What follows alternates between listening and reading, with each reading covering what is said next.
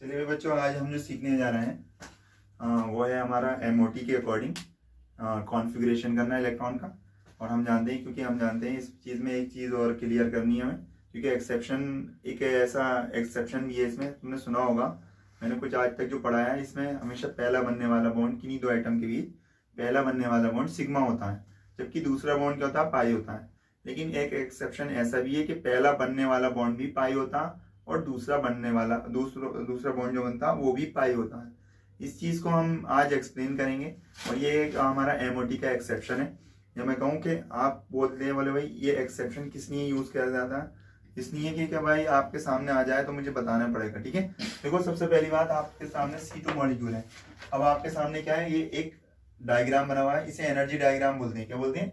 Energy level diagram बोलते हैं, जिससे हम बॉन्ड ऑर्डर भी निकालेंगे और बहुत सारी चीजें निकालेंगे। सबसे पहली बात आपको पता होनी चाहिए, सी कितने कार्बन, भाई कार्बन हमारे पास 2 हैं और हम जानते हैं प्रत्येक कार्बन का कॉन्फ़िगरेशन करेंगे तो हमारा कार्बन का configuration according to atomic number होता है। तो हम जानते हैं एटॉमिक नंबर कितना है, इसका 6 है।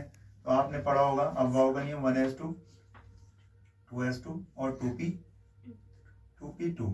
जाहिर सी बात है, हम जानते हैं इसको हम ए एटम मान लेते हैं, इसको बी मान लेते हैं, क्योंकि दो कार्बन मॉलिक्यूल में कितने मॉलिक्यूल मतलब 2 एटम होते हैं।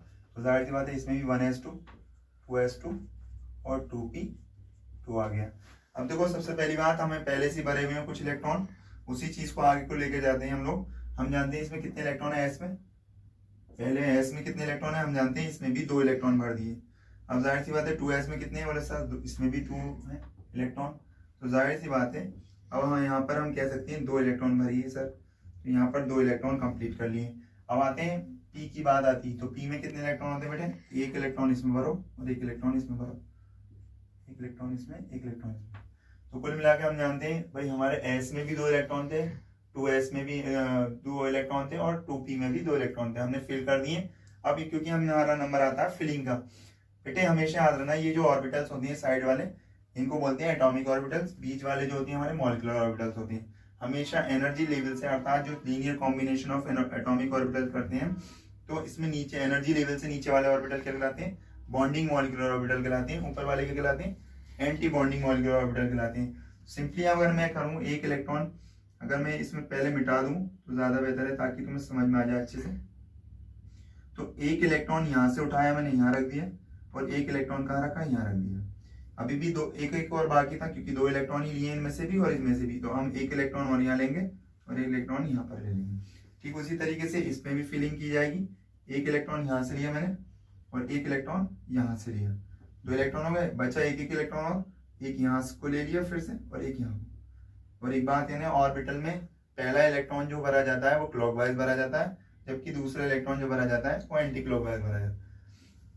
अब देखो हम रीजन समझने जा रहे हैं। अब हम जानते हैं बोले भाई पी में कितने इलेक्ट्रॉन है, 2 इलेक्ट्रॉन है दोनों ही ऑर्बिटल में। तो पहला इलेक्ट्रॉन भरा हमने और दूसरा इलेक्ट्रॉन भरा हमने, फिर इसी तरीके से तीसरा इलेक्ट्रॉन लिया हमने और चौथा इलेक्ट्रॉन लिया। तो हम कहते हैं कि भाई अगर हम बात करें, देखो एक चीज ये है कि इसमें हमें पता लगेगा कि पाई बॉन्ड, दोनों ही पाई बॉन्ड कैसे होंगे। पहली बात तो हम बॉन्ड ऑर्डर निकालते हैं, तो ये पता लगाएगा कि भाई एक्चुअल में कितने बॉन्ड बने।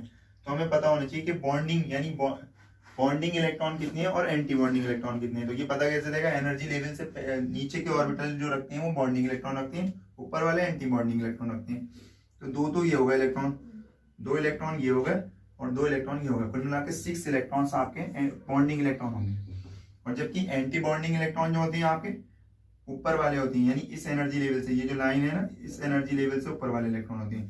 तो आप देख रहे हैं आपको एंटी सिग्मा दिख रहा है, एंटी सिग्मा 1s ऑर्बिटल में कितने 2 इलेक्ट्रॉन है, एंटी सिग्मा 2s में कितने 2 इलेक्ट्रॉन है। लेकिन ऊपर जाएंगे तो एंटी में कुछ नहीं है, फिलहाल हमारे कुल मिला के 4 इलेक्ट्रॉन है। कितने 4 इलेक्ट्रॉन है, हाफ लिख दीजिए। तो आप निकालने जा रहे हैं, हम साफ साफ दिख रहा है 6 में से 4 इलेक्ट्रॉन निकाल लिए हमने, 2 बचे है ना, 6 में से 4 गए, 2 बचे और है जी। यहाँ पे तो गलती हो गई है, कितने बोले सर, ये तो यहाँ पे 2 थे, आपने कितने लिख दिए, 6 लिख दिए। हाँ तो यहाँ पे लिखेंगे हम 8, क्योंकि हमने देखो फिर से काउंट कर लेते हैं। यहाँ पे दे रखे हैं 2 इलेक्ट्रॉन, यहाँ पे 2 और 2 4 और 4 8 होते हैं। और हम देखते हैं ऊपर जो इलेक्ट्रॉन है वो कितने हैं हमारे, 2 इलेक्ट्रॉन है और 2 इलेक्ट्रॉन है, 4 इलेक्ट्रॉन है। 8 में से 4 गए, 4 बचे और यहाँ पर कितने बचे 2 बचे। भाई जाहिर सी बात है हम देखते हैं कि 2 इलेक्ट्रॉन, भाई 2 से 2 गए, 2 दूनी 4, तो आंसर क्या आएगा आपका 2 आ रहा है। इसका मतलब 2 का मतलब होता है 2 बॉन्ड का फॉर्मेशन होगा। जब भी बॉन्ड ऑर्डर, असल में बॉन्ड ऑर्डर का मतलब होता है अगर मैं कहूँ कि 2 परमाणुओं के बीच बनने वाले बॉन्ड की संख्या आपकी बॉन्ड ऑर्डर कहलाती है एक्चुअल में। तो क्या होता है हम कह सकते हैं यहाँ पर बॉन्ड ऑर्डर हमारा 2 आया। अब हम यहाँ पे चेक करने जा रहे हैं असल में बॉन्ड बने कौन से, पाई बॉन्ड बने, सिग्मा बॉन्ड बने, कैसे पता लगेगा। तो सिंपली अगर मैं कहूँ तो आप देखें शुरू से यहाँ से ये ऑर्बिटल है और ये ऑर्बिटल निरस्त कर दिया जाता है। क्यों कर दिया जाता है, किससे, क्योंकि इसके विपरीत एक और बॉन्ड बना रहा है, वो एंटी बॉन्डिंग ऑर्बिटल है। इसमें भी फुलफिल्ड है तो उसमें भी फुलफिल्ड है। ये एक दूसरे से निरस्त होगा, ये बॉन्ड में पार्टिसिपेशन नहीं करने के। अब आ जाते हैं इसी तरीके से 2s वाले के केस में। तो 2s वाले में जो सिग्मा 2s ऑर्बिटल है और एंटी सिग्मा 2s ऑर्बिटल है ना, इनमें जो इलेक्ट्रॉन है मॉलिक्यूलर ऑर्बिटल है, दोनों एक दूसरे को निरस्त करने वाले हैं और ये भी बराबर इलेक्ट्रॉन होने की वजह से निरस्त कर देते हैं। जबकि पाई बॉन्ड को कोई निरस्त करने वाला है नहीं, तो कुल मिला के ये भी पाई ऑर्बिटल था और ये भी, क्योंकि हम जानते हैं 2p पाई ऑर्बिटल। एक्चुअल में बेटे तुमने सुना होगा कि मैंने तुम्हें पढ़ाया होगा कि पाई से पाई की जब रिएक्शन होती है तो पाई ही बॉन्ड बनता है। यानी अर्थात मैं कहूँ वाई पी वाई और पी वाई जब कॉम्बिनेशन करते हैं तो कौन सा बॉन्ड और कौन से वो बनता है हमारा बॉन्ड, हम कहते हैं पाई बॉन्ड का फॉर्मेशन होता है। क्या बनता है, तो इसी तरीके से पी जेड, वही हम जानते हैं पी जेड तो हमारा सिग्मा बॉन्ड बनाता है, लेकिन हम जानते हैं वाई और एक्स ऑर्बिटल्स किसका फॉर्मेशन करते हैं आपके, पाई ऑर्बिटल का, है ना।